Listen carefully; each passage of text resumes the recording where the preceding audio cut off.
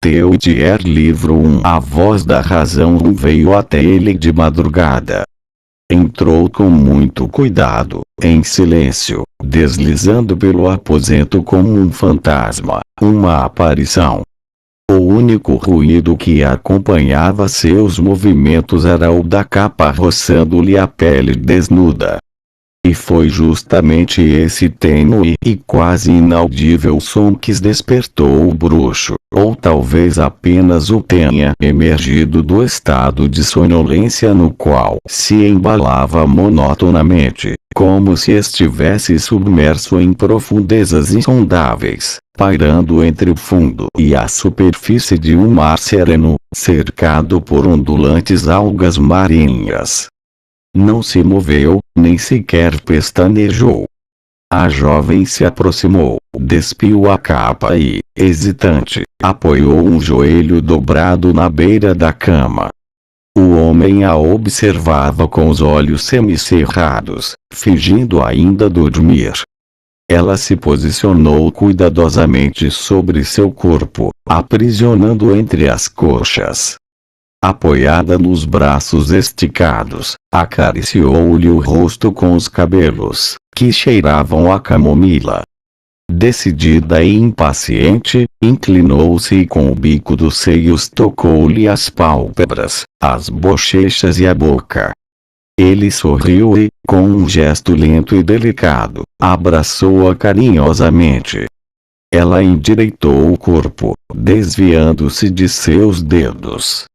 Radiante e luminosa, ofuscava com seu brilho a enevoada luminosidade matinal. Ele tentou se mover, porém ela, mantendo a pressão das mãos, impediu de mudar de posição e, com suaves mas decididos movimentos dos quadris, exigiu uma resposta. E ele respondeu.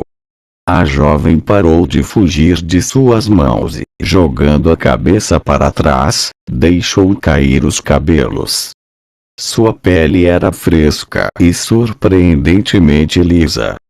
Seus olhos, que ele pôde ver quando ela aproximou o rosto do dele, eram enormes e negros como os de uma ondina.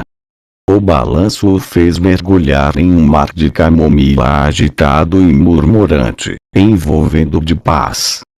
O bruxo, anos mais tarde, diziam que aquele homem veio do norte, do portão dos cordoeiros. Chegou a pé, conduzindo seu cavalo pelas rédeas. Já era tarde. As barracas dos cordoeiros e celeiros estavam fechadas e a ruazinha, deserta.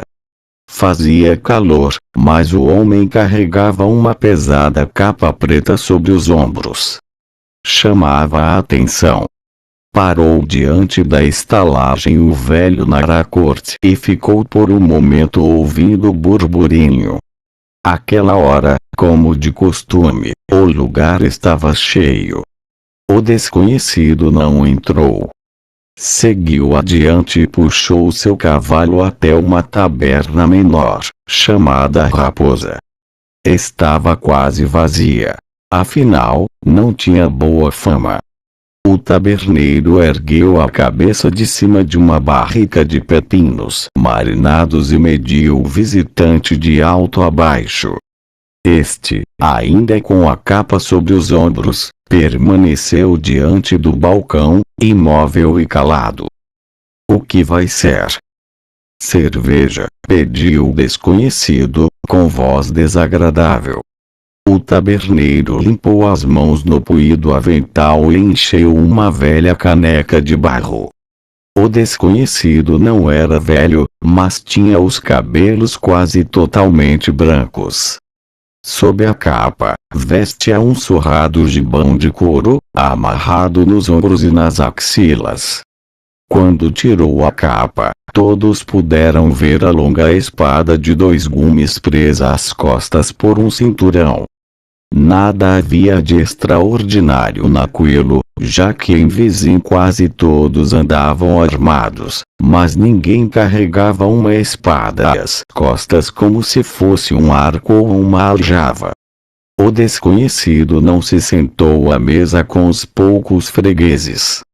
Permaneceu de pé junto do balcão, encarando o taberneiro com olhos penetrantes. Bebeu um trago da caneca. Estou procurando um quarto para passar a noite. Não temos vagas, respondeu rudemente o taberneiro, olhando para as empoeiradas botas do recém-chegado. Procure no velho Naracote. Prefiro aqui. Impossível. O taberneiro finalmente reconheceu o sotaque do desconhecido. Era de Rívia. Pagarei bem, sussurrou o estranho, como se estivesse inseguro. Foi então que a confusão teve início. Um magricela bexiguento, que desde o momento em que o desconhecido entrara na taberna o observava soturnamente, levantou-se da mesa e aproximou-se do balcão. 2 de seus companheiros se postaram atrás, a menos de 2 passos.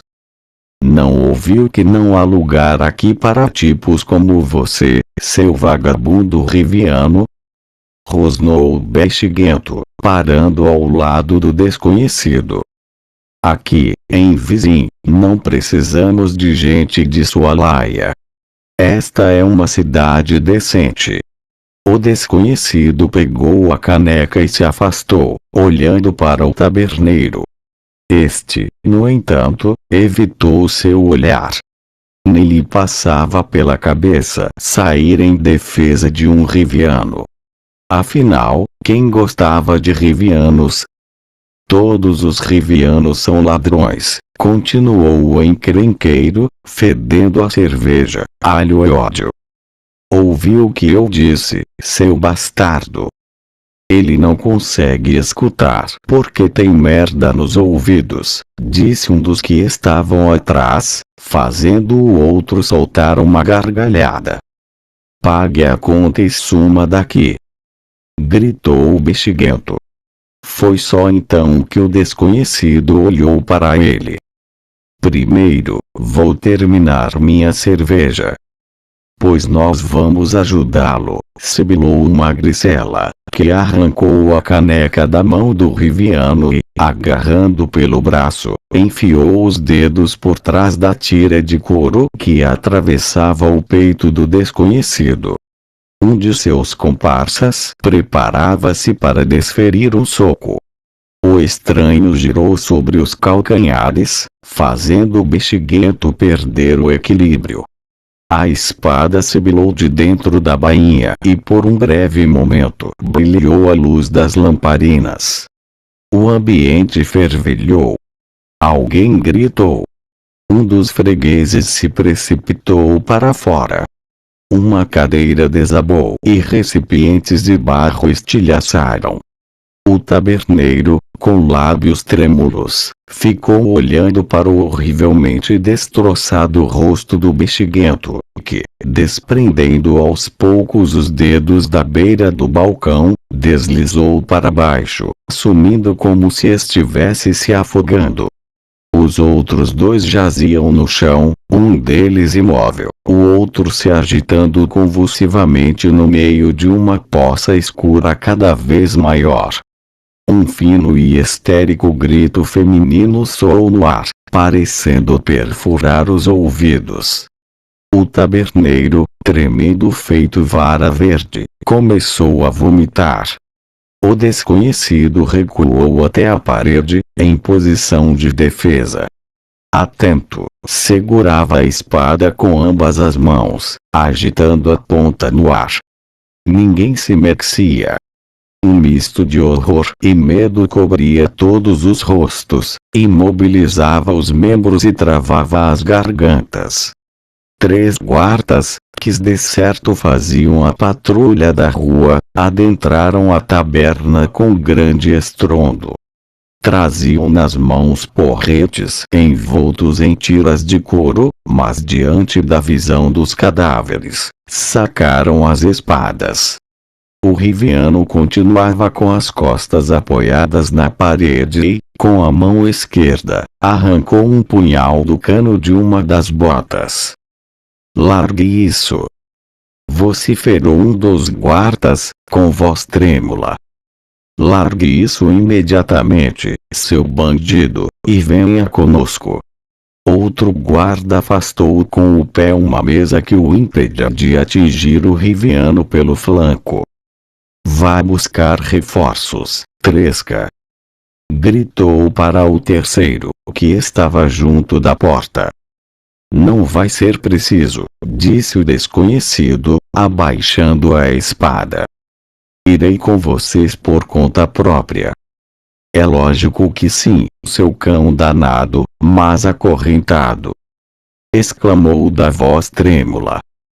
"Largue essa espada, senão vou arrebentar sua cabeça." O Riviano se empertigou. Colocou rapidamente a lâmina da espada sob a axila esquerda e com a mão direita descreveu, apontando para os guardas, o rápido e complicado sinal no ar. Os inúmeros tachões que ornavam os punhos de couro de seu gibão brilharam intensamente. Os guardas recuaram de imediato, protegendo o rosto com os antebraços. Um dos fregueses da taberna ergueu-se de um pulo, enquanto o outro correu para a porta. A mulher soltou outro grito, dessa vez selvagem e assustador. "Irei por conta própria", repetiu o desconhecido, com voz metálica.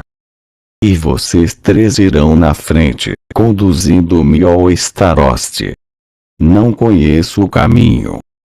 "Sim, senhor", sussurrou o guarda, abaixando a cabeça e encaminhando-se timidamente para a saída. Os outros dois foram apressados atrás dele. O desconhecido seguiu seus passos, guardando a espada na bainha e o punhal no cano da bota. Ao passar pelas mesas, os poucos comensais que restavam esconderam o rosto na gola do gibão. Dois Velerati, o Staroste de Vizin, coçou o queixo, refletindo sobre a situação. Não era supersticioso nem medroso, mas não lhe agradava a perspectiva de ficar sozinho com o estranho de cabelos brancos. Finalmente, tomou uma decisão. "Saiam", ordenou aos guardas. "Quanto a você, sente-se." "Não, não aqui. Um pouco mais afastado, se não for incômodo." O desconhecido sentou-se. Já não portava a espada nem a capa preta. "Sou todo ouvidos", disse Velerati, brincando com uma pesada massa pousada no tampo da mesa. "Sou Velerati, o Staroste de Vizin. O que tem a dizer, senhor bandido, antes de ser despachado para as masmorras?" 3 mortos e uma tentativa de enfeitiçamento. Nada mal, nada mal. Aqui, em Vizin, costumamos empalar os culpados por esse tipo de coisas. Mas como sou um homem justo, pretendo ouvi-lo antes. Portanto, fale." O Riviano abriu a jaqueta e tirou um pergaminho de pele de cabra branca. "Vocês têm afixado isto nas tabernas e nas encruzilhadas", falou baixinho. "É verdade o que está escrito aqui?" "Ah", murmurou Velerati, olhando para as runas gravadas no pedaço de pele. "Então é disso que se trata." Devia ter adivinhado. "Sim, é a mais pura verdade. O pergaminho está assinado por Foltest, rei de Teméria, Ponatar e Macão, o que significa que é verdadeiro. Mas uma proclamação é uma proclamação e leis são leis. Meu papel aqui, em Vizin, é fazer com que as leis sejam cumpridas, e não vou permitir que pessoas sejam assassinadas sem mais nem menos. Deu para entender?" O Riviano assentiu com a cabeça, demonstrando que entenderá. Velerade resfolegou furiosamente. Você tem a divisa de bruxo? Indagou. O desconhecido voltou a enfiar a mão na jaqueta, dessa vez retirando um medalhão redondo pendurado numa corrente de prata. Nele estava gravada a cabeça de um lobo com as presas arreganhadas. E você tem nome? Pode ser qualquer um. Não estou perguntando por curiosidade, mas para facilitar nossa conversa. Meu nome é Geralt. Pois que seja Geralt. De Rívia, como deduzo por seu sotaque. De Rívia. Sabe de uma coisa, Geralt? Não se envolva neste assunto, disse Velerate, batendo com a mão na proclamação. É um caso bastante sério.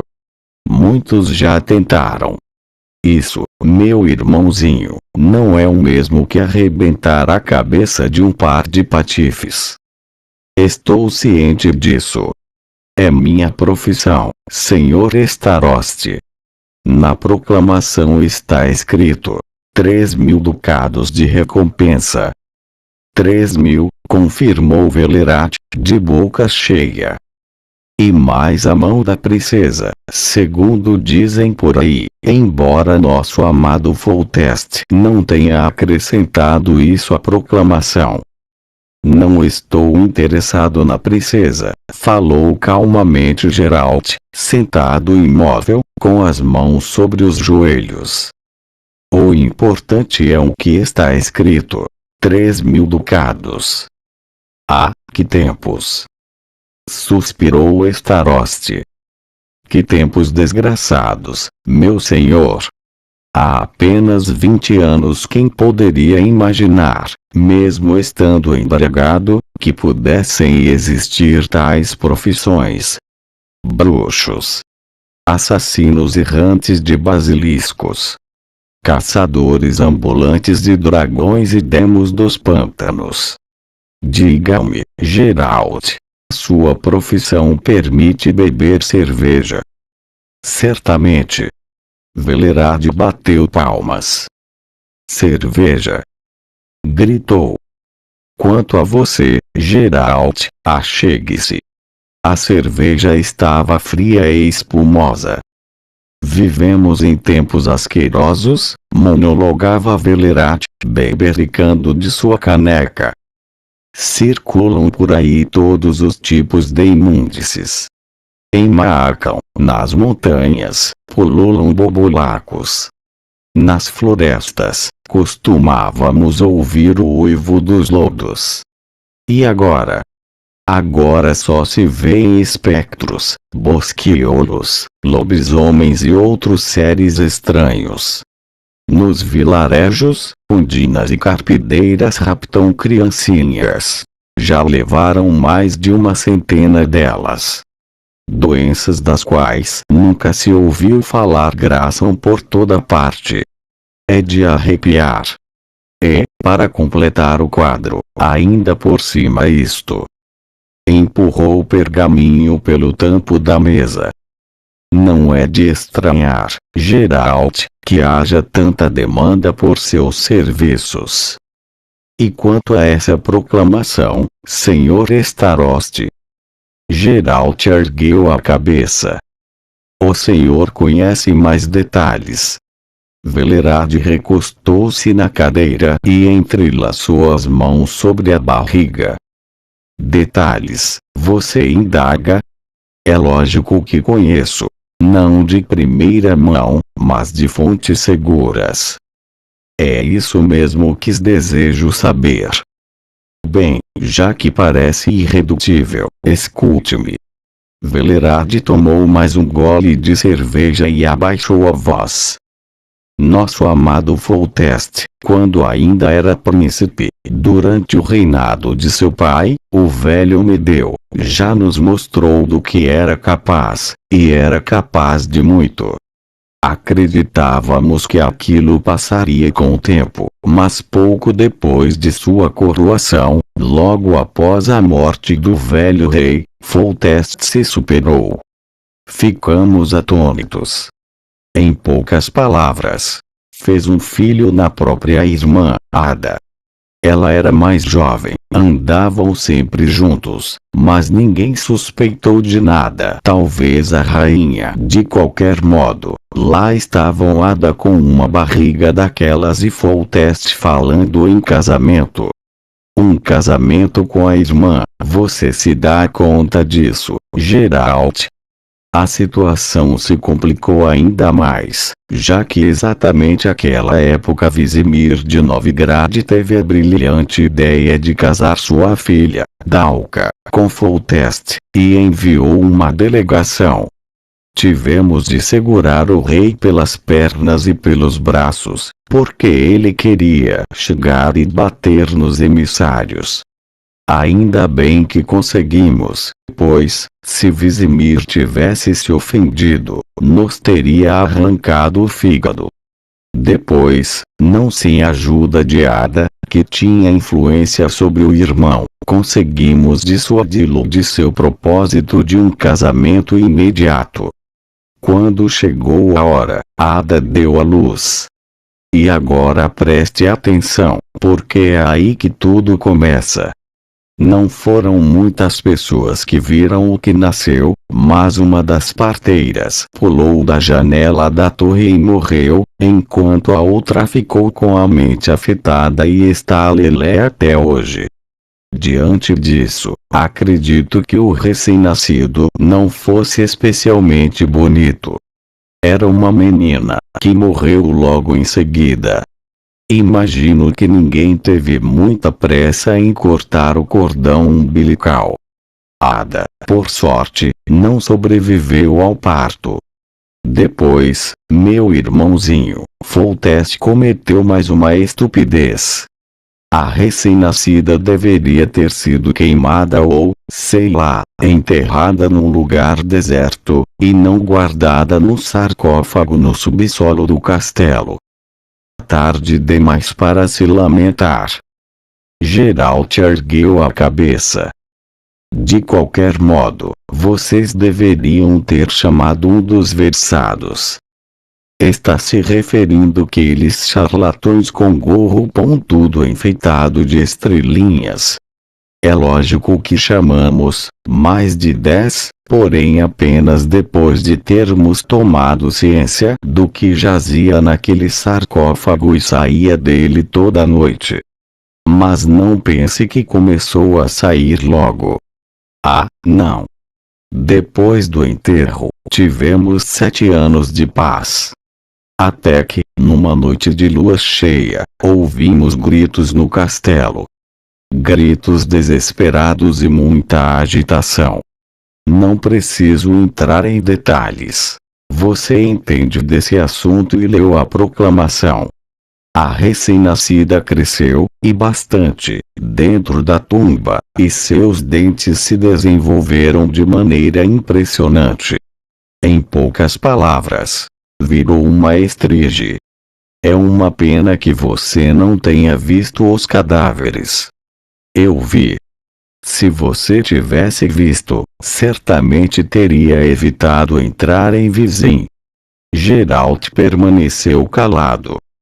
Então, continuou Velerat, como lhe disse, Foltest convocou um monte de feiticeiros. Ficaram gritando, cada um mais alto que o outro, e faltou pouco para se agredirem com aqueles cajados com que andam por aí, de certo para afugentar os cachorros quando alguém o atiça contra eles.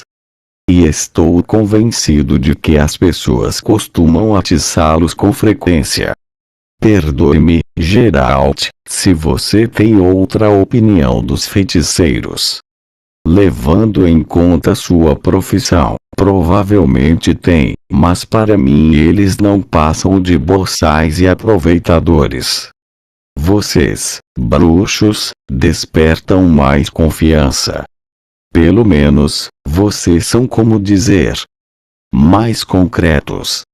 Geralt sorriu, mas não fez nenhum comentário. Mas voltemos ao assunto principal. O Starost olhou para dentro da caneca e despejou mais cerveja, na sua e na do Riviano. Algumas recomendações dos feiticeiros até que não pareciam tão estúpidas. Um deles sugeriu que a esfinge fosse incendiada, com o sarcófago e o castelo. Outro recomendou que lhe cortassem a cabeça com uma espada. Os demais eram partidários de cravar estacas de bétula em várias partes de seu corpo, evidentemente durante o dia, quando, exausta pelas excursões noturnas, ela estivesse dormindo no caixão. No entanto, um velho eremita corcunda, com gorro pontudo no crânio totalmente calvo, afirmou que tudo não passava de um encanto fácil de desfazer e que a esfinge voltaria a ser a filhinha de Foltest, lida como uma pintura. Para isso, bastaria passar uma noite na cripta. Então, imagine, Geralt, quão mentecapto ele era. O tal velhinho foi passar a noite no subsolo do castelo. Como você pode imaginar, não sobrou muito dele, aparentemente apenas o gorro e o cajado. Mas Foltest agarrou-se a essa ideia com unhas e dentes, proibiu qualquer tentativa de matar a esfinge e atraiu para vizinhos charlatões e mais charlatões de todos os recantos do reino para que desfizessem o feitiço, transformando o monstro de volta numa princesinha. Aquilo, sim, era uma corja de pilantras. Umas velhotas encurvadas, uns capengas, todos sujos, sarmentos davam pena. E aí todos se puseram a fazer encantos, principalmente sobre pratos de comida e canecos de cerveja. É verdade que Foltest ou o Conselho de Anciões logo desmascararam vários deles, até penduraram alguns em ameias, mas poucos, muito poucos. Eu teria enforcado todos. Acho que não preciso acrescentar que a esfinge cada dia devorava mais e mais pessoas, sem dar a mínima para os encantamentos nem para o fato de Foltest não morar mais no castelo. Aliás, ninguém morava mais nele. Velerad interrompeu seu relato. O bruxo permanecia calado. E isso continua assim, Geralt, faz mais de 6 anos, porque aquilo nasceu há uns 14. Nesse período, tivemos outras preocupações, pois travamos uma guerra com Vizimir de Novigrad, por motivos concretos e compreensíveis. Deslocamento de marcos fronteiriços, e não histórias de filhas ou laços de parentesco. Foltest, diga-se de passagem, começa a falar em matrimônio e examina os retratos enviados dos reinos vizinhos, em vez de atirá-los na latrina, como antes. Apesar disso, volta e meia é tomado por um novo acesso e despacha cavaleiros à procura de outros feiticeiros. Prometeu uma recompensa de 3.000 ducados, com o que atraiu para cá todo tipo de destrambelhados, cavaleiros andantes e até um pastorzinho, um idiota conhecido em toda a região, que descanse em paz. Enquanto isso, a esfinge vai muito bem, obrigado. Só que de vez em quando come alguém. Dá para se acostumar.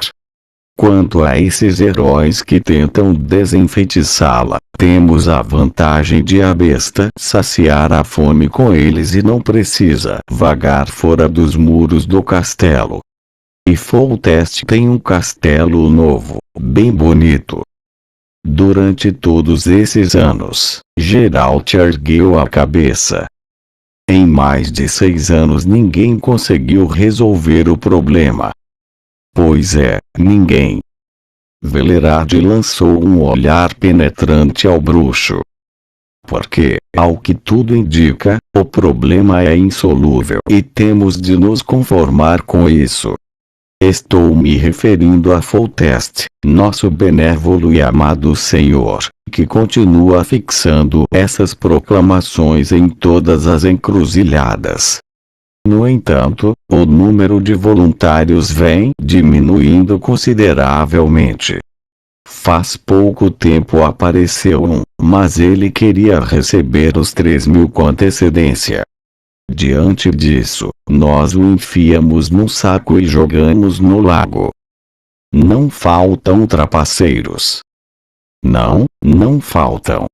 Na verdade, há muitos, concordou Starost, sem tirar os olhos do bruxo.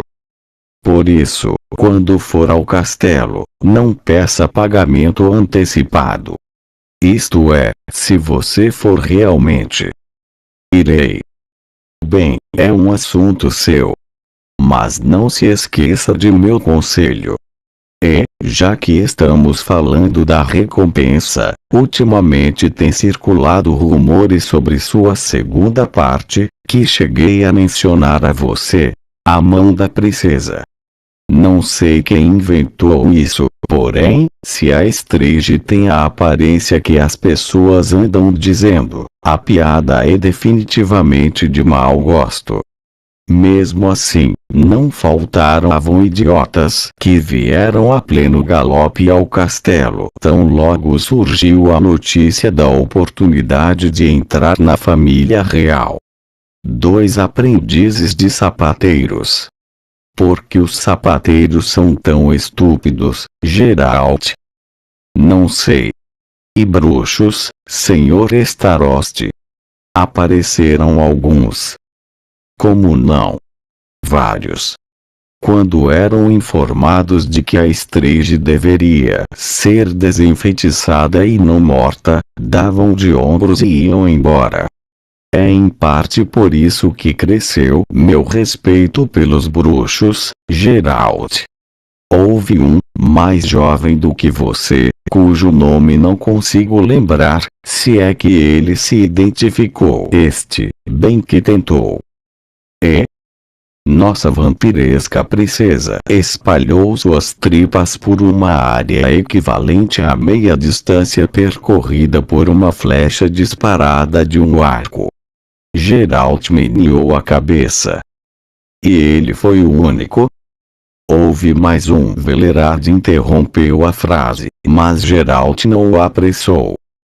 Sim, disse finalmente o Starost. Houve mais um. No começo, quando Foltest o ameaçou com a forca caso matasse ou ferisse a Estreje, ele soltou uma gargalhada e se preparou para partir. Só que, depois Velerad abaixou ainda mais a voz e, quase sussurrando, inclinou-se sobre a mesa. Depois, ele acabou aceitando a tarefa. Saiba, Geralt, que aqui em Vizin temos homens de bem, alguns ocupando altos postos administrativos, a quem repugna essa história toda. Circula o boato de que esses homens tiveram um encontro secreto com o tal bruxo para convencê-lo a deixar os escrúpulos de lado, em vez de tentar qualquer tipo de exorcismo, simplesmente matar a Estreje, dizendo ao rei que os feitiços não funcionaram e que sua filhinha havia caído das escadas, ou seja, que ocorrera um acidente de trabalho. O rei, evidentemente, ficaria furioso, mas ele não pagaria um ducado sequer de recompensa. O pícaro bruxo respondeu que, se era para não receber, então eles mesmos deveriam enfrentar a Estreje. E aí, o que pudemos fazer? Cotizamo-nos, pechinchamos, mas não deu em nada. Geralt ergueu as sobrancelhas. Em nada, repito. O bruxo não quis fazer o trabalho logo na primeira noite. Ficou rondando o castelo, perambulando pelos arredores. Por fim, como dizem, viu a estrige, certamente em ação, pois a besta não sai da cripta apenas para esticar as pernas. Viu-a e sumiu na mesma noite. Nem se despediu. Geralt contorceu os lábios numa expressão que provavelmente deveria ser um sorriso. E esses homens de bem, começou, devem ter guardado aquele dinheiro, não? Os bruxos não costumam cobrar adiantado. Claro, respondeu Velerad. É lógico que guardaram. E aquele boato não fazia alusão à quantia envolvida? Velerad exibiu um sorriso malandro. Uns dizem que era de 800. Geralt fez um movimento de negação com a cabeça. Já outros, murmurou Starost, falam de 1000. O que não é muito, considerando que os boatos costumam exagerar em tudo. Afinal, o rei está oferecendo 3000. Não se esqueça da prometida, ironizou Velerad. Mas de que estamos falando? É óbvio que você jamais receberá aqueles 3000. Por que óbvio? Velerad desferiu um soco no tampo da mesa. Geralt, não estrague a imagem que tenho dos bruxos. Isso está durando há mais de 6 anos. A estrige acaba com meia centena de pessoas por ano. É verdade que ultimamente menos, porque todos se mantêm longe do castelo. Não, meu irmão, eu já vi muitos encantamentos e acredito, claro que só até certo ponto, em magos e bruxos. Mas a tal história de desenfeitiçamento não passa de uma bobagem que germinou na cabeça daquele velho corcunda, que endoidou de vez por causa da comida de eremitas. Um disparate em que ninguém acredita. Ninguém, exceto Foltest.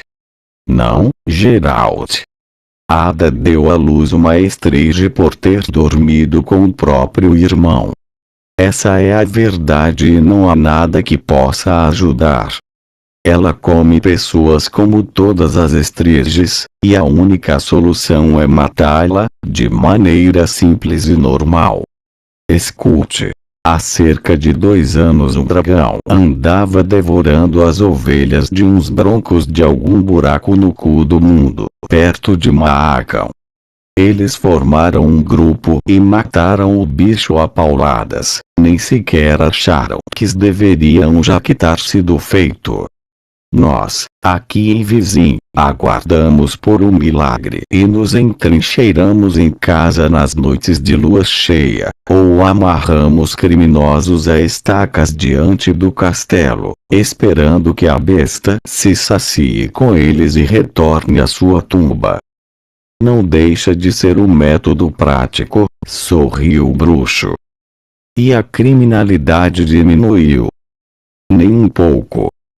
Como se chega ao novo castelo? Vou levá-lo pessoalmente até lá. E quanto à proposta dos homens de bem? Senhor Starost, disse Geralt. Para que se apressar? Existe a possibilidade de ocorrer um acidente durante meu trabalho, independentemente de minha intenção. Nesse caso, os homens de bem deveriam pensar em uma forma de me proteger da fúria do rei e preparar os 1500 ducados mencionados no boato.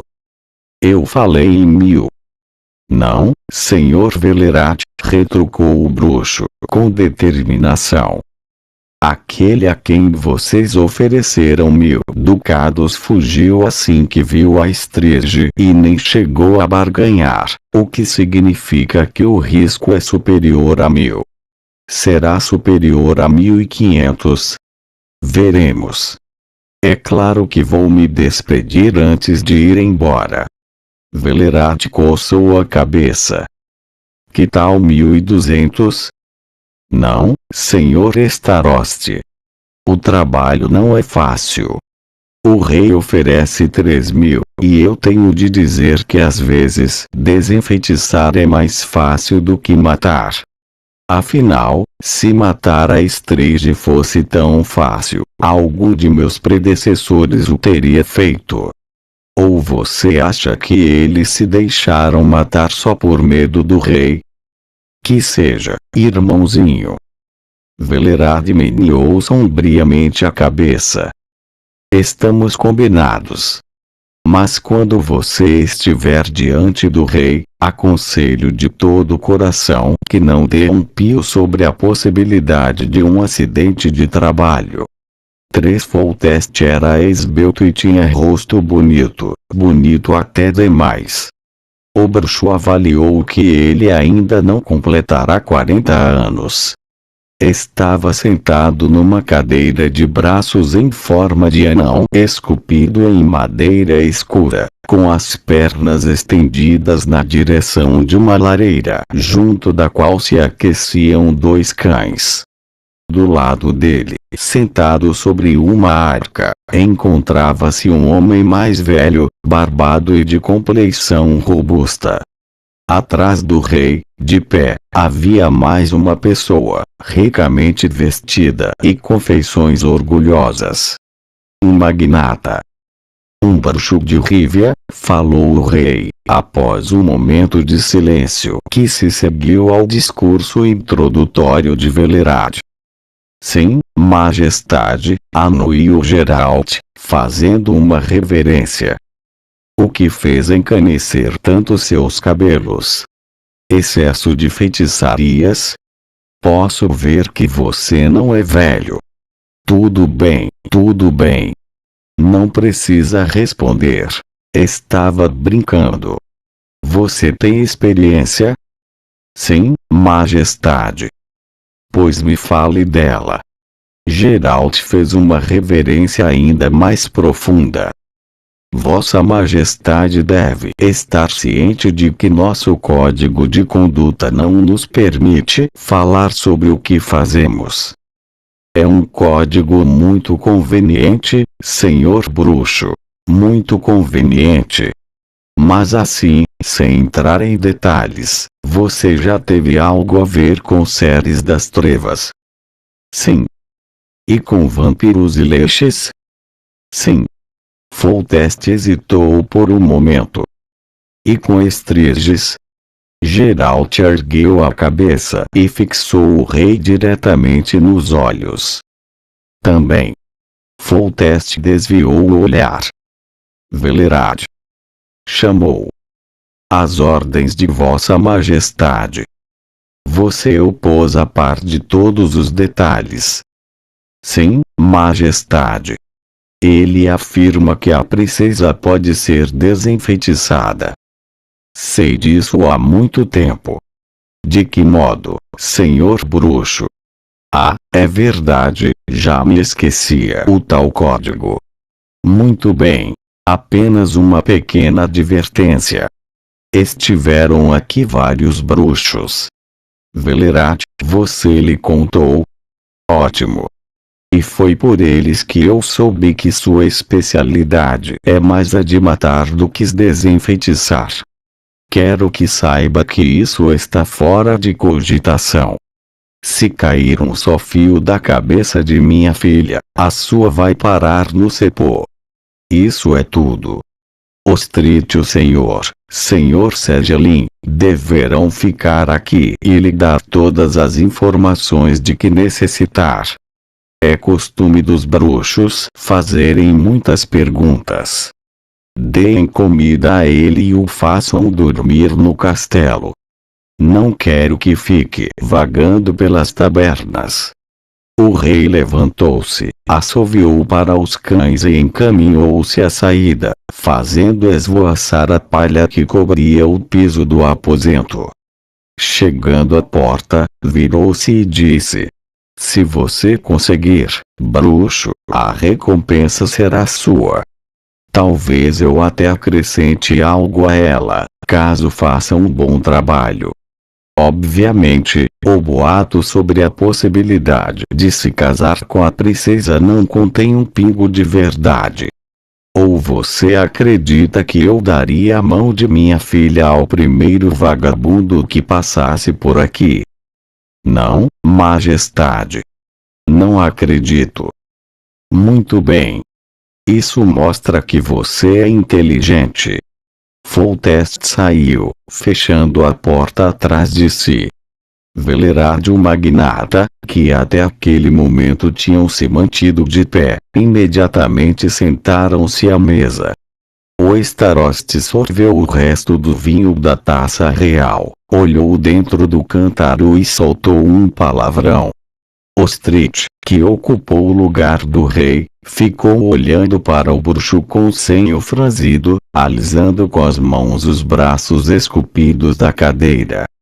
O barbudo Segelin fez um gesto para Geralt. Sente-se, senhor bruxo, sente-se. Já vão servir o jantar. Sobre o que o senhor queria conversar? Acho que o Starost Velerad já lhe disse tudo o que poderia ser dito. Conheço-o bem. Sei que, se ele pecou, foi mais por excesso do que por falta de detalhes. Tenho apenas algumas perguntas. Pois então as faça. O Starost me contou que após o aparecimento da Estrige o rei convocou muitos versados. É verdade. Mas nunca use o termo Estrige. Fale sempre princesa. Dessa maneira, você diminuirá o risco de cometer esse erro na presença do rei e o de todas as complicações daí resultantes. Entre os versados havia alguns conhecidos. Famosos. Havia, tanto àquela altura como agora. Não me lembro dos nomes. E o senhor, Ostrich? Também não me lembro, respondeu este. Mas sei que alguns deles desfrutavam de fama e reconhecimento. Falou-se muito sobre isso. E eles concordavam com a tese de que o feitiço poderia ser desfeito. Longe disso, sorriu Segelin. Discordavam em tudo. Uns afirmavam que poderia ser desfeito, que seria algo relativamente simples, sem a necessidade de habilidades mágicas.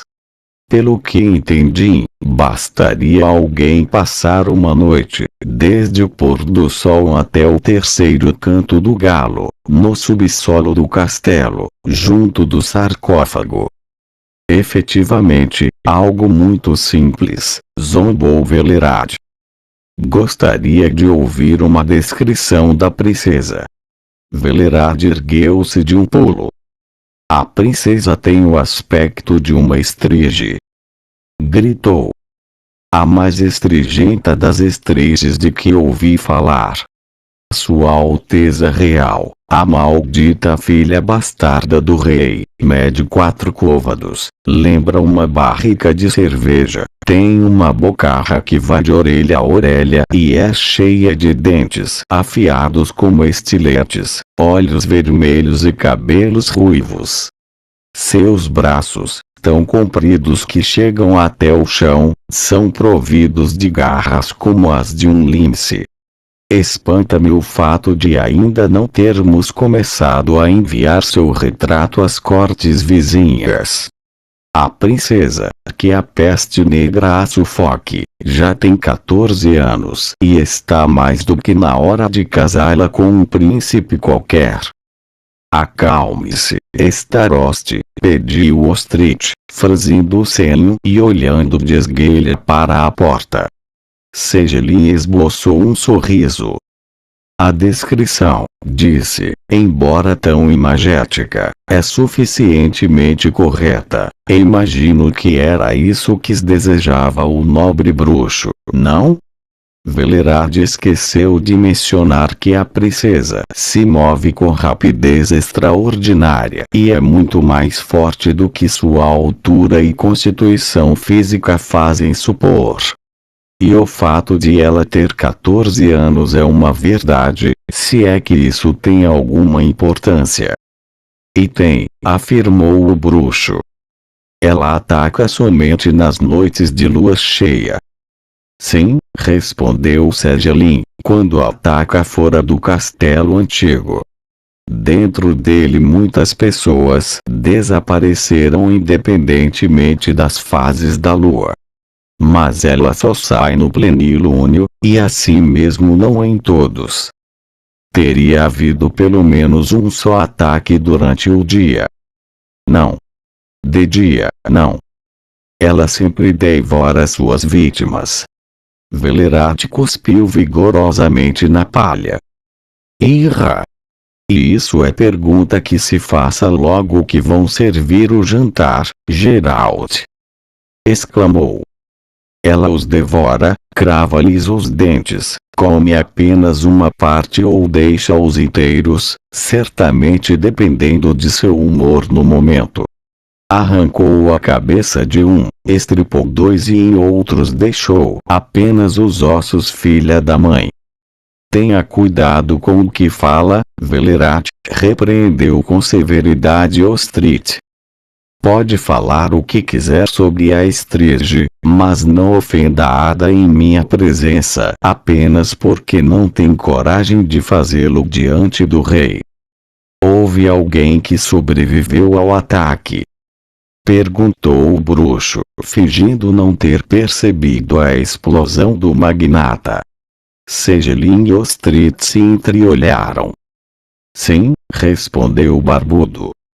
Logo no início, há uns 6 anos, ela se atirou sobre 2 soldados que estavam de guarda da cripta. Um deles conseguiu fugir.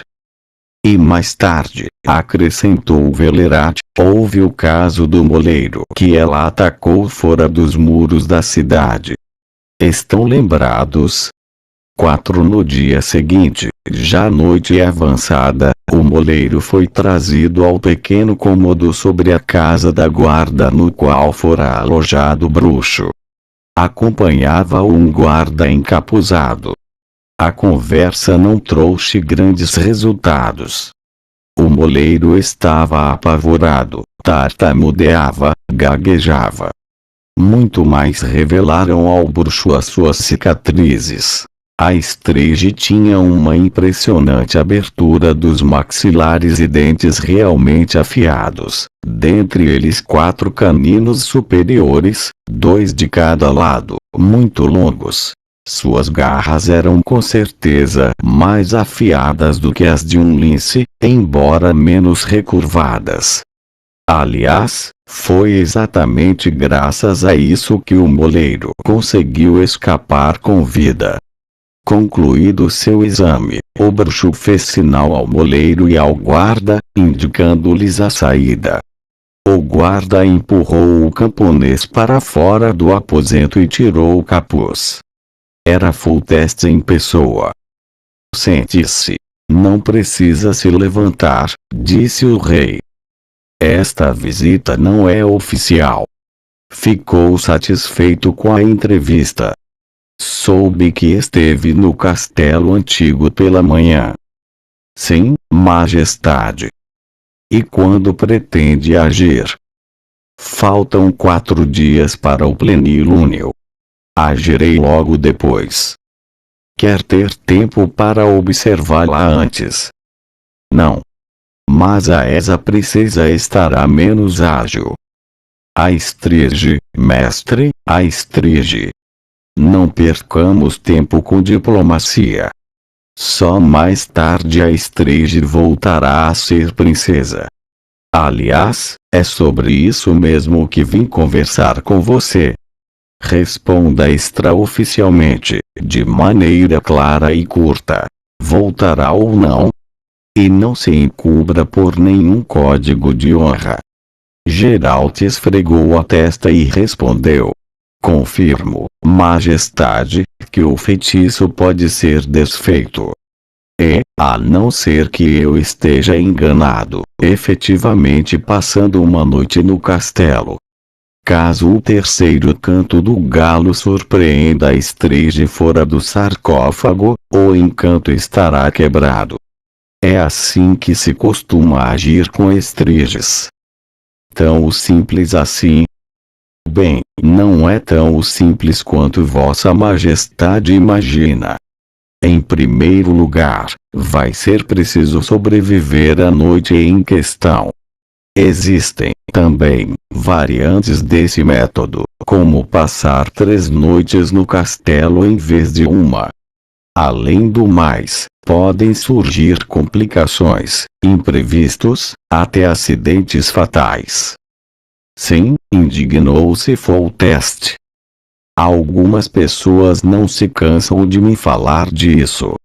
Segundo elas, o monstro deve ser morto, por ser um caso incurável. Mestre, tenho certeza de que lhe disseram para matar logo de saída e sem cerimônia alguma essa devoradora de seres humanos e, depois, dizer ao rei que não havia outra solução. O rei não vai lhe pagar, mas nós pagaremos. Trata-se de um meio muito prático e barato, porque o rei mandará decapitar ou enforcar o bruxo e o ouro continuará no bolso deles. E o rei mandará decapitar o bruxo assim, sem mais nem menos? Perguntou Geralt, fazendo uma careta. Foltest fixou o Riviano nos olhos por um longo tempo. O rei não sabe, respondeu por fim. Mas o bruxo deveria levar em consideração essa possibilidade. Foi a vez de Geralt permanecer calado por um momento. Pretendo fazer tudo o que estiver a meu alcance para preservá-la, respondeu em seguida. Mas se as coisas saírem errado, defenderei minha vida, e Vossa Majestade também deve levar em consideração essa eventualidade.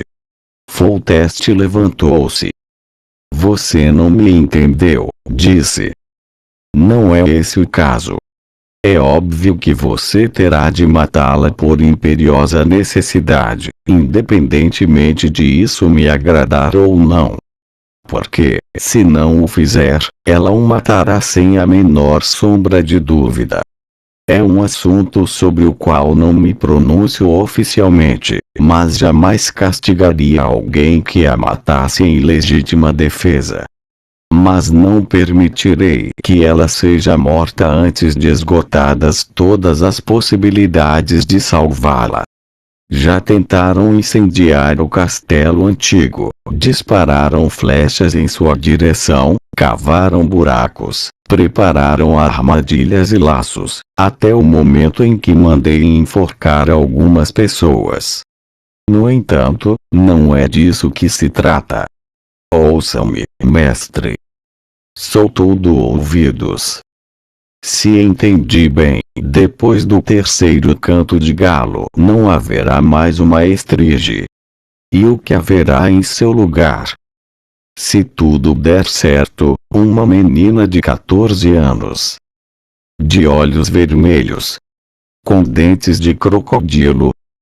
Uma adolescente normal. Só que, continue. Normal, fisicamente. E quanto ao aspecto psíquico? Cada dia um balde de sangue para o café da manhã. A coxa de uma donzela. Não. Psiquicamente é difícil colocar isso em palavras. Creio que ela estará no nível de uma criança de 3 a 4 anos. Vai precisar de cuidados especiais por bastante tempo. Isso está claro. Mas outra coisa me preocupa. O quê? Que aquilo possa reaparecer mais tarde. O bruxo permaneceu calado. Ah! Disse o rei. Quer dizer que é possível. E o que deverá ser feito nesse caso? Se ela falecer após um desmaio de vários dias, seu corpo deverá ser queimado o mais rapidamente possível. Foltest ensombrou-se. Mas creio que as coisas não chegarão a esse ponto, acrescentou Geralt. Para maior segurança, darei a Vossa Majestade algumas indicações no intuito de diminuir o risco. Já não é cedo demais, mestre? E se já, neste instante, interrompeu o Riviano. Tudo é possível, Majestade. Pode acontecer que Vossa Majestade encontre na cripta uma menina desenfeitiçada e, ao lado dela, meu cadáver. Realmente, apesar de minha permissão para você defender sua vida, a qual parece não dar a devida importância. Trata-se de um caso bastante sério, e o risco é enorme. Por isso é preciso que Vossa Majestade preste muita atenção. A princesa deverá portar sempre uma safira, de preferência uma inclusão, pendurada no pescoço numa fina corrente de prata. Sempre. De dia e de noite. O que é uma inclusão? É uma safira com uma bolha de ar no interior. Além disso, no quarto em que ela dormir, volta e meia deverão ser queimados na lareira alguns ramos de zimbro, genista e aveleira. Foltest ficou pensativo. Agradeço-lhe os conselhos, mestre. Vou segui-los caso agora é sua vez de me ouvir com atenção. Se chegar à conclusão de que a situação é desesperadora, mate-a. Caso consiga desfazer o feitiço e a garota não for normal, se tiver a menor sombra de dúvida de que seu trabalho não foi concluído totalmente, mate-a. Não precisa ficar com medo, pois não lhe farei mal algum. Gritarei com você na frente dos outros, expulsá-lo-ei do castelo e da cidade, nada mais. Obviamente, não lhe pagarei a recompensa, mas talvez você consiga barganhar alguma coisa de você sabe de quem. O rei e o bruxo ficaram em silêncio por um momento. Geralt, disse o rei, pela primeira vez, dirigindo-se ao bruxo por seu primeiro nome. Sim, Majestade, quanto há de verdade naquilo que andam dizendo que a criança ficou assim porque Ada era minha irmã? Não muito. Um feitiço tem de ser lançado por alguém. Não existe feitiço capaz de lançar-se por si mesmo. De outro lado, creio que a relação incestuosa de Vossa Majestade tenha sido um motivo para o enfeitiçamento e para o resultado daí advindo. É o que penso. Foi o que me disseram alguns versados, embora não todos. Geralt. De onde vêm esses encantamentos e magias? Não sei, Majestade. Os versados se ocupam do estudo dos motivos dessas aparições. Para nós, bruxos, basta sabermos que uma forte determinação pode causar tal tipo de assombrações e dispormos de conhecimentos para derrotá-las. Matando-as? Na maior parte das vezes, sim. Aliás, é para isso que somos pagos mais frequentemente. São poucos os que nos contratam para quebrarmos feitiços. Em regra, as pessoas querem apenas se proteger de uma ameaça. No entanto, se o monstro tem seres humanos pesando em sua consciência, então um desejo de vingança poderá vir a fazer parte do jogo. O rei se levantou, deu alguns passos pelo aposento e parou diante da espada do bruxo pendurada na parede. Com esta? Indagou, sem olhar para Geralt. Não. Esta é para humanos. Foi o que ouvi dizer. Sabe de uma coisa, Geralt? Irei com você para a cripta. Isso está fora de questão. Foltest virou-se. Seus olhos brilhavam. Você se dá conta, feiticeiro, de que não cheguei a vê-la? nem logo após seu nascimento, nem depois. Tive medo. Pode ser que nunca mais a veja, não é verdade? Por isso tenho o direito de estar presente quando você matá-la. Repito que isso está fora de questão. Seria morte certa, tanto para Vossa Majestade como para mim. Se eu perder um pouquinho de concentração, de força de vontade, não, Majestade. Foltest encaminhou-se para a porta. Por um momento, Geralt teve a impressão de que ele sairia sem dizer uma palavra, sem um gesto de despedida. Mas o rei parou, virou-se e olhou para ele. Você inspira confiança, disse, apesar de eu saber quão velhaco pode ser. Contará-me o que se passou naquela taberna. Tenho certeza de que matou aqueles dois vagabundos exclusivamente para chamar a atenção para si, para chocar as pessoas e chegar a mim. Está mais do que claro que poderia contê-lo sem a necessidade daquela matança toda. Nunca saberei se você está indo para salvar minha filha ou para matá-la. Mas aceito. Sou forçado a aceitar. E sabe por quê? Geralt não respondeu. Porque acho, continuou o rei, que ela está sofrendo. Estou certo? O bruxo olhou para ele com os olhos penetrantes. Não confirmou, não meneou a cabeça, não fez gesto algum. Entretanto, Foltest compreendeu. Sabia a resposta. Geralt olhou pela janela do castelo pela última vez. Anoitecia rapidamente. Do outro lado do lago, tremulavam as pouco visíveis luzes de Vizim. Toda a área em volta do castelo se tornara um descampado, um cinturão de terra de ninguém que, nos últimos 6 anos, separava a cidade daquele lugar perigoso. Nada havia ali além de ruínas, vigas apodrecidas e restos de uma paliçada cheia de brechas que, ao que tudo indicava, não teria valido pena desmontar e transportar para outro lugar. O próprio rei transferira sua residência para o mais longe possível, no lado oposto da cidade.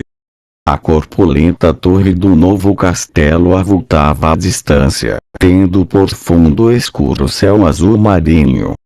O bruxo olhou ao redor do cômodo, vazio e saqueado, e retornou à empoeirada mesa, junto da qual, lenta e calmamente, começou a se preparar.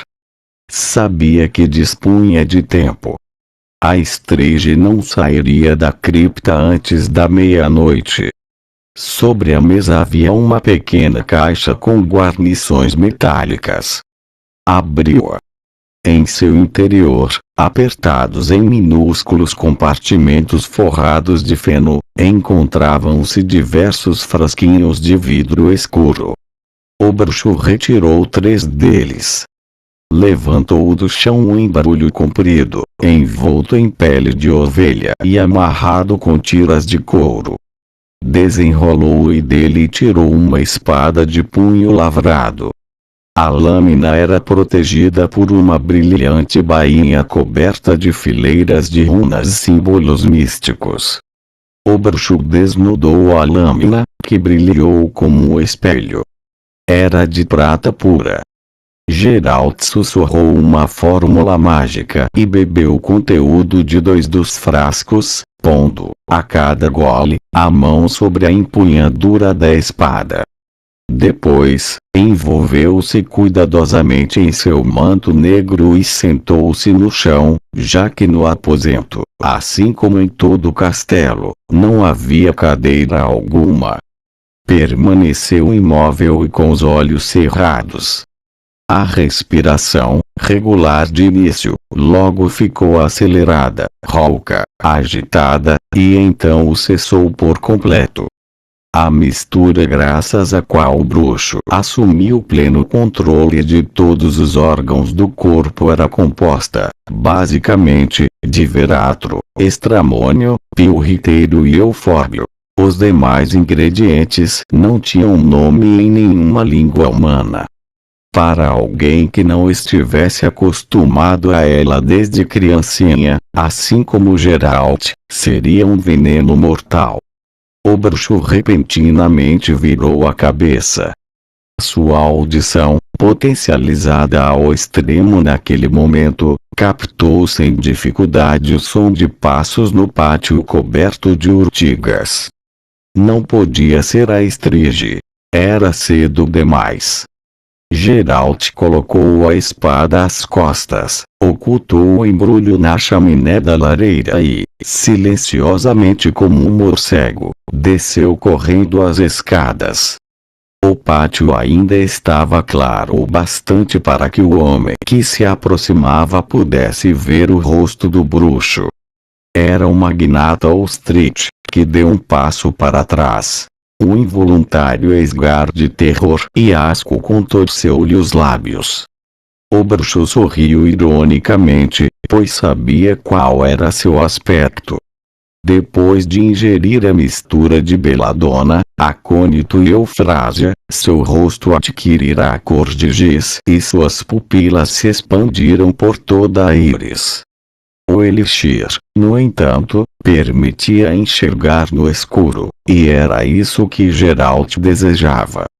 Ostrich recuperou rapidamente o autocontrole. Você já está com a aparência de um cadáver, feiticeiro, disse, certamente de medo. Mas não precisa ficar assustado.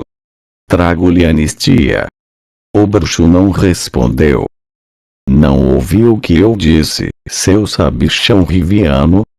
Você está salvo. E rico. Ostrich pesou na mão uma bolsa de razoável tamanho e atirou-a aos pés de Geralt. 1000 ducados. Pegue-os, monte em seu cavalo e suma daqui. O riviano continuou calado. Não fique arregalando os olhos para mim, exclamou Ostrich, erguendo a voz. E não desperdice meu tempo. Não tenho a mínima intenção de ficar aqui até a meia-noite. Deu para entender? Não quero que você desfaça feitiço algum. Não pense que você adivinhou. Não faço parte do complô de Velerad Segelin. Não quero que a mate. Tudo o que deve fazer é sumir daqui. As coisas têm de continuar como estão. O bruxo não se mexeu. Não queria que o magnata percebesse quanto suas reações e seus movimentos se aceleravam naquele instante.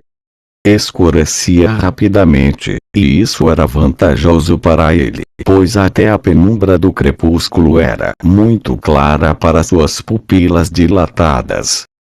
E por que, senhor magnata, as coisas têm de continuar como estão? Perguntou, esforçando-se para proferir lentamente cada palavra. Eis algo que não lhe diz respeito, respondeu Ostrich com empáfia. E se eu já o soubesse? Prossiga. Não seria mais fácil destituir Foltest do trono se a Estrige ameaçasse ainda mais as pessoas e a loucura do rei desagradasse a todos, tanto os magnatas como o populacho. Vindo para cá, passei pela Redânia e por Novigrad. Comenta-se por lá que não faltam pessoas em Vizim que consideram o rei Vizimir um libertador e um rei de verdade. Só que a mim, prezado senhor Ostrich, nada interessa a política, nem a questão sucessória de tronos, tampouco golpes palacianos. Estou aqui para executar uma tarefa. Será que nunca ouviram falar do sentimento de obrigação ou de simples honestidade? De ética profissional. Não sabe a quem você está se dirigindo, seu vagabundo! Exclamou Ostrich, colocando a mão no punho da espada. Basta! Não tenho o hábito de discutir com qualquer um. Quem é você para me falar de ética, de moral e de códigos de comportamento? Um João Ninguém que, assim que chega, mata 2 pessoas. Alguém que se curva em mesuras diante de Foltest, enquanto, às suas costas, barganha com Velerati como um assassino de aluguel. E é você que se atreve a erguer a cabeça diante de mim. Quer bancar um versado? Um grande mago? Um feiticeiro? Você, um bruxo imundo. Suma daqui antes que lhe acerte as fuças com a lâmina de minha espada. O bruxo não se moveu, respondendo calmamente. É o senhor que vai sumir daqui, senhor Ostrich. Está escurecendo. O magnata deu um passo para trás e sacou sua espada. Foi você que pediu isso, feiticeiro. Vou matá-lo. De nada lhe servirão seus truques, pois disponho de uma pedra tartaruga. Geralt sorriu. A reputação do poder das pedras tartaruga, que não passavam de matérias minerais formadas pela ação das águas, de formato oval e com ranhuras na superfície, era tão disseminada quanto falsa. O bruxo, porém, não quis perder tempo com fórmulas mágicas, menos ainda em cruzar a lâmina de prata de sua espada com a de Ostrich. Esquivou-se dos movimentos giratórios da arma do magnata e desferiu-lhe um golpe na testa com o punho da manga adornado de tachões de prata. Ostrich recuperou os sentidos em pouco tempo. Olhou em volta, na mais completa escuridão, e notou que estava amarrado. Não podia ver Geralt parado a seu lado, mas deu-se conta de onde se encontrava e soltou um horripilante grito de terror. Cale-se, senão você vai atraí-la antes do tempo, ordenou-lhe o bruxo. Seu assassino maldito! Onde você está? Desate-me imediatamente, seu desgraçado. Você será enforcado por esse crime, filho de uma cadela. Cale a boca. Ostrich arfou pesadamente. Você vai me deixar aqui, assim amarrado, para que ela me devore? Perguntou em voz mais baixa e murmurando um palavrão. Não, respondeu o bruxo. Vou soltá-lo, mas não agora. Seu canalha, sibilou o magnata. Para distrair Ostrich. Ostrich calou-se, parou de se agitar e ficou deitado. Bruxo. Sim, é verdade que eu quis derrubar Foltest, e não fui o único. Mas apenas eu desejava sua morte. Queria que ele morresse em sofrimentos mais profundos, que perdesse a razão, que apodrecesse. E sabe por quê? Geralt permanecia calado. Porque eu amava Ada. A irmã do rei, a amante do rei, a puta do rei. Eu estava apaixonado por ela. Bruxo, você ainda está aí. Estou. Sei o que está pensando. Mas não foi assim. Quero que acredite que não lancei mão de feitiço algum. Não tenho conhecimentos no campo da magia negra. Apenas uma vez, tomado de ódio, eu disse: bruxo, está ouvindo? Sim. Foi a mãe deles, a rainha. Tenho certeza de que foi ela. Ela não aguentava mais ver Ada e ele não fui eu. Somente uma vez, sabe, tentei persuadir Ada, mas ela, bruxo. Eu perdi a cabeça e disse: bruxo, teria sido eu. Agora, isso não tem mais importância alguma. Bruxo, falta pouco para meia-noite. pouco. Solte-me. Dê-me mais tempo. Não. Ostrich não ouviu o rangido da lápide se movendo sobre a tumba, mas o bruxo, sim. Inclinou-se e cortou com um punhal as cordas que o amarravam. O magnata não perdeu tempo. Levantou-se de um pulo e, coxeando sobre membros enrijecidos, se pôs a fugir. Sua visão se acostumara o suficiente à escuridão para enxergar o caminho que levava do salão principal à saída. A parte do piso que bloqueava a entrada à cripta saltou do chão, caindo com estrondo. Geralt, prudentemente escondido detrás da balaustrada da escadaria, viu a encurvada silhueta da Estrige correndo ágil, rápida e certeiramente atrás do retumo das botas de Ostrich, sem emitir som algum. Um monstruoso grito frenético rasgou a noite, sacudiu os muros do castelo e pairou no ar por muito tempo, ora se erguendo, ora caindo, vibrante. O bruxo não conseguia calcular a distância, seu exacerbado sentido de audição o confundia, mas percebeu que a Estrige alcançara o alvo muito rápido. Rápido demais. Saiu do esconderijo e plantou-se no centro do salão, junto do acesso à cripta. Desembaraçou-se do manto, agitou os ombros para ajustar corretamente a posição da longa espada com lâmina de prata e vestiu as luvas de esgrima. Dispunha ainda de um pouco de tempo. Sabia que a Estrige, embora saciada após o último plenilúnio, não largaria tão cedo o cadáver de Ostrich. Para ela, o coração e o fígado constituíam valiosos alimentos para os longos períodos de letargia. O bruxo aguardava. Calculava que faltavam ainda em torno de 3 horas para o amanhecer. Aguardar o canto do galo apenas o confundiria. Aliás, provavelmente não existiam galos nas redondezas. Ouviu-a. Avançava lentamente, arrastando os pés pelo chão. Depois, conseguiu vê-la. A descrição fora correta. A desproporcionalmente grande cabeça apoiada num pescoço curto era circundada por uma emaranhada e retorcida auréola de cabelos vermelhos. Os olhos brilhavam na escuridão como 2 tições. A Estrige estava imóvel, com os olhos fixos em Geralt. De repente, abriu a bocarra, como se quisesse gabar-se das fileiras de alvas presas pontudas, e logo a fechou com o estrondo que lembrava o som da tampa de um baú se fechando.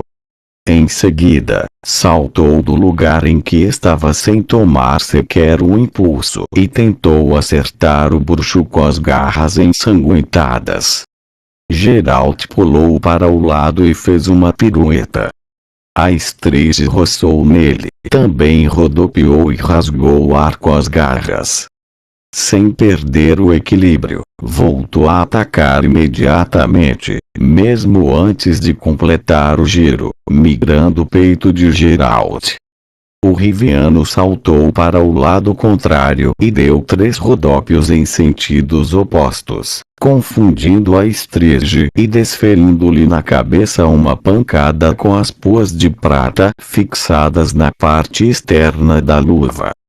A Estrige lançou um grito terrível, preenchendo o castelo com o eco retumbante. Encolheu-se no chão e começou a uivar de maneira surda, ameaçadora e furiosa. O bruxo sorriu maliciosamente. Conforme esperara, o primeiro teste fora positivo. A prata revelará-se tão fatal à Estrige quanto a maior parte dos monstros trazidos à vida por feitiços. Portanto, havia uma chance. A besta era como as outras, o que poderia garantir um desenfeitiçamento, além de fazer com que, como o último recurso, a espada de prata lhe salvasse a vida. A Estreje não demonstrava pressa em iniciar novo ataque. Aproximava-se devagar, arreganhando as presas e babando horrivelmente.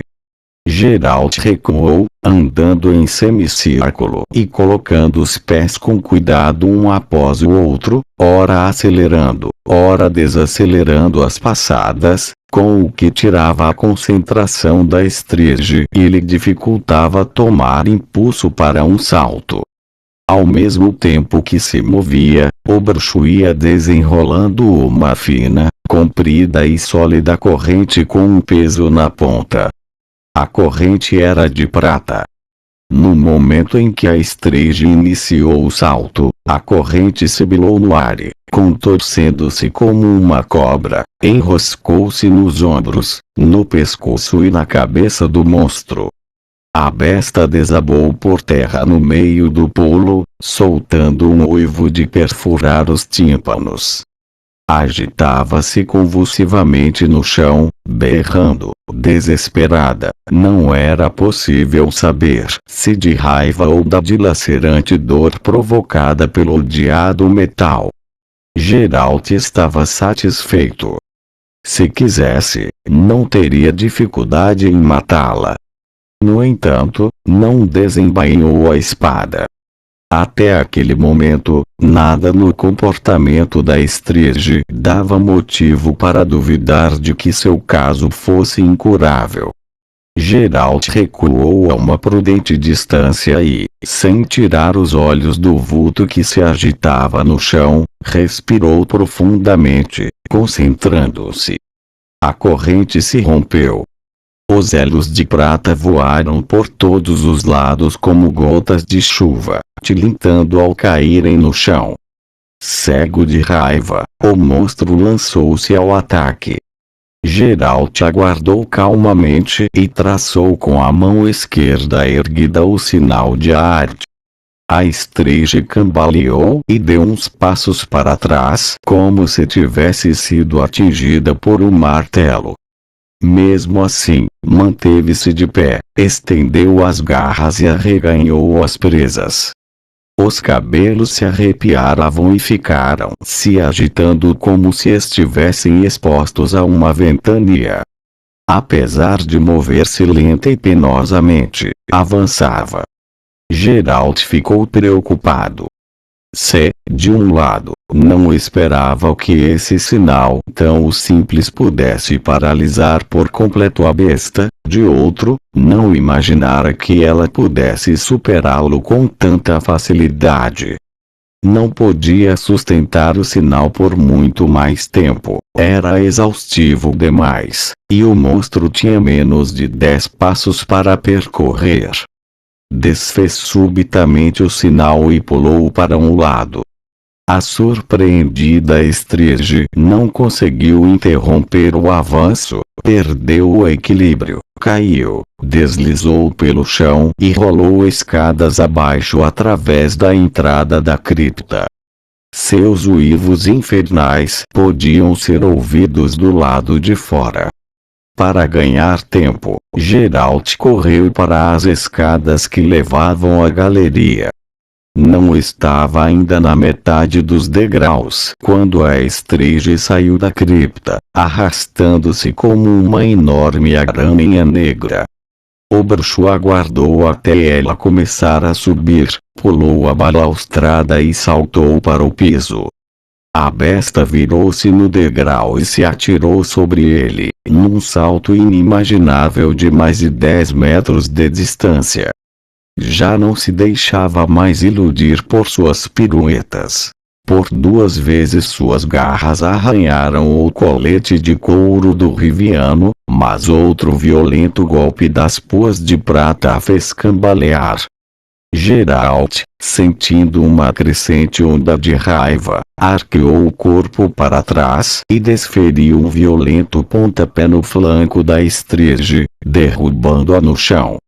O uivo que ela soltou foi mais alto que todos os anteriores, fazendo parte do reboco do teto desabar.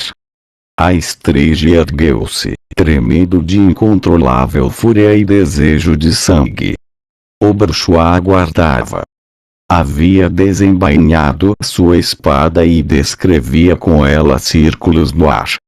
Passou a andar em torno da besta, prestando atenção para que os movimentos da espada não estivessem alinhados com o ritmo e o tempo de suas passadas.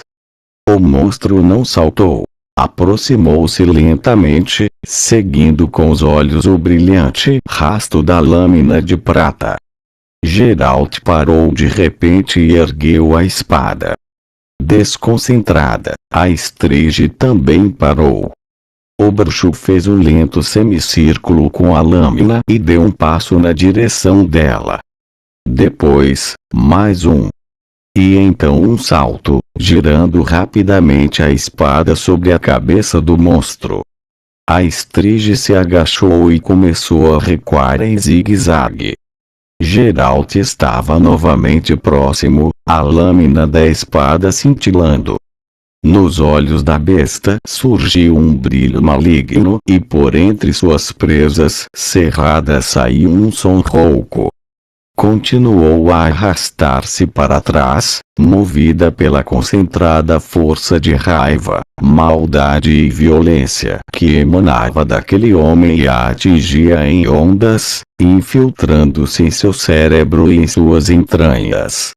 Apavorada a ponto de sentir uma dor até então desconhecida, soltou um fino grunhido e, dando meia volta, saiu correndo, desorientada, para os labirínticos corredores do castelo.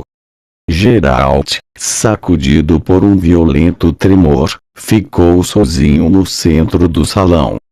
Como demorou, pensou, até aquela dança à beira do precipício, aquele louco e macabro balé bélico chegar ao objetivo desejado. Permitir-lhe atingir a paridade psíquica com sua oponente. Alcançar o mesmo nível de concentração de força de vontade que transbordava da Estreje, daquela força de vontade maligna e doentia da qual ela surgira.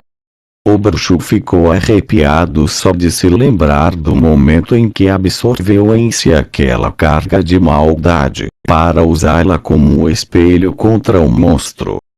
Jamais se defrontara com tamanha concentração de ódio e loucura assassina, mesmo entre os basiliscos, que gozavam da pior fama nesse quesito. Tanto melhor, pensou, ao se dirigir para a entrada da cripta, que mais parecia uma enorme poça negra no piso do salão. Tanto melhor, pois, quanto maior a carga negativa que ele absorvera, mais violento fora o golpe sofrido pela Estreje. Isso lhe dava mais tempo para agir antes de a besta se recuperar do choque. O bruxo tinha dúvidas se conseguiria fazer mais um esforço como aquele.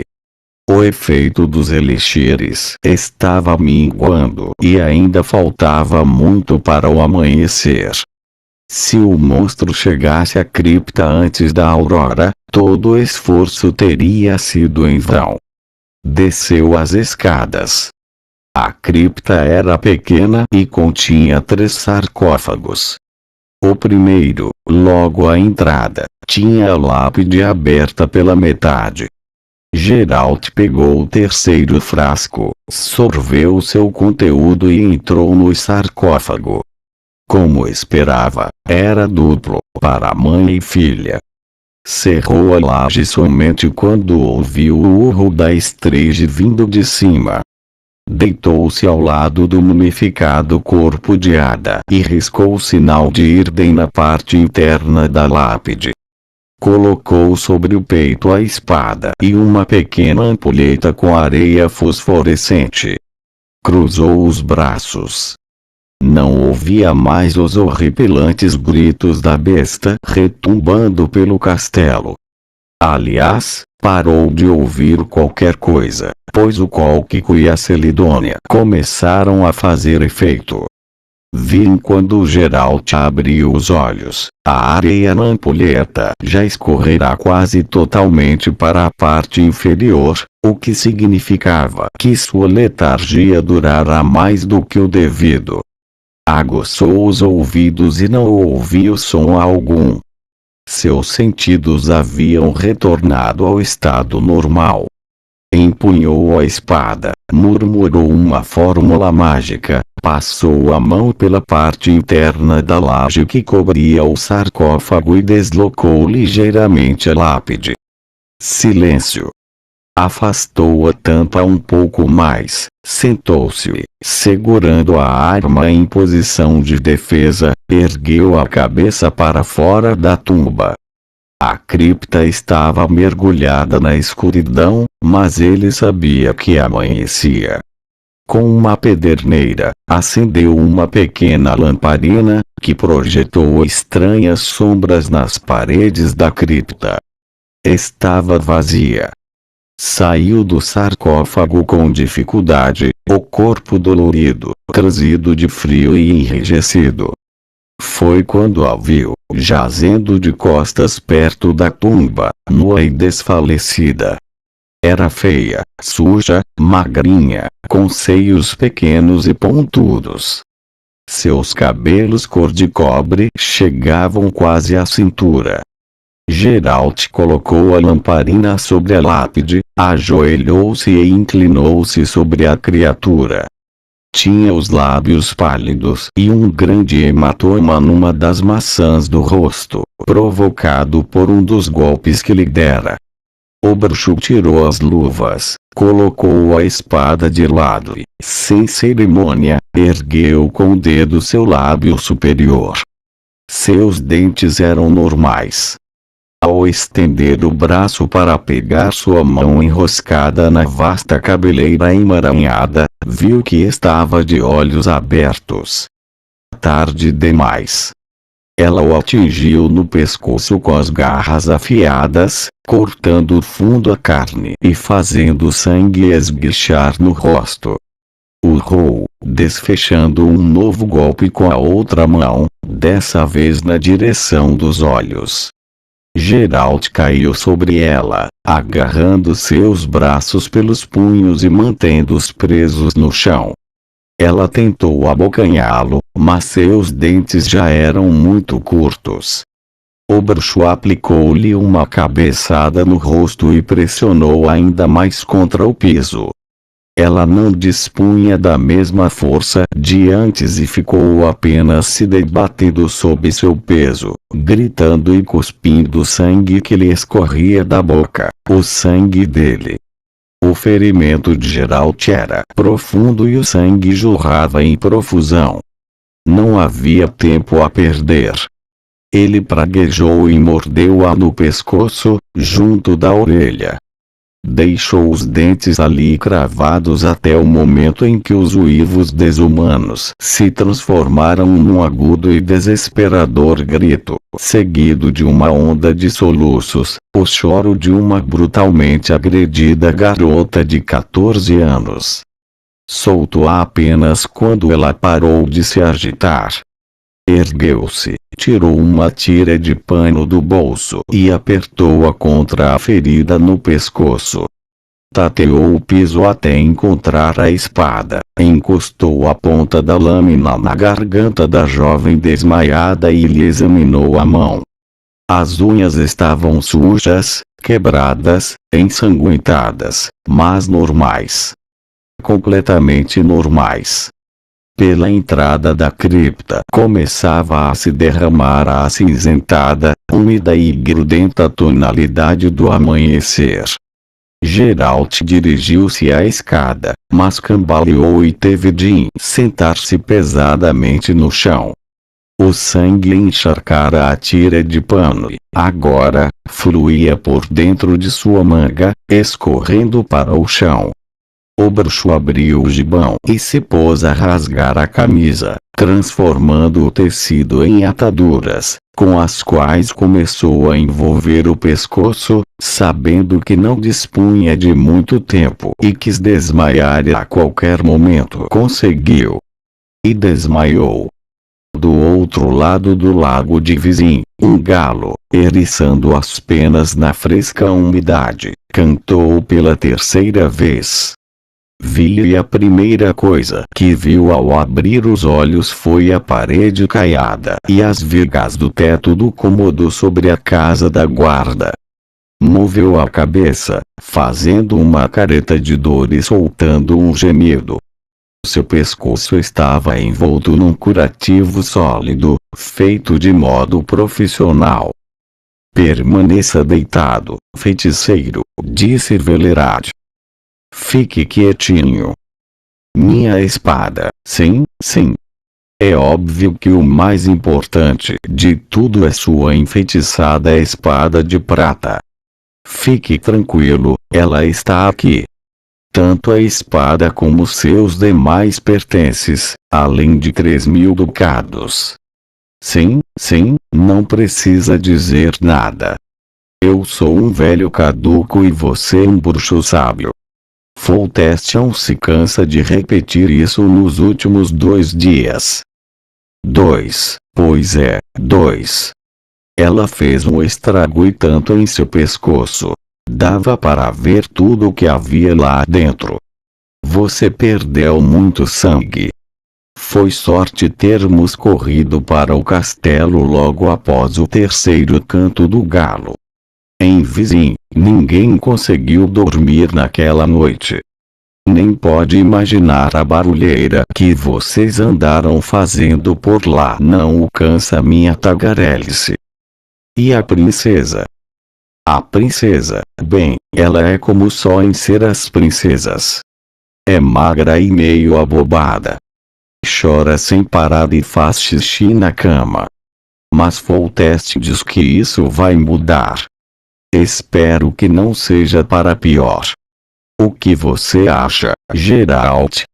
O bruxo cerrou os olhos. Bem, já vou indo. Velerade levantou-se. Descanse. Mas antes que eu me vá, diga-me uma coisa. Por que você quis mordê-la até a morte, hein, Geralt? O bruxo dormia. Fim do capítulo.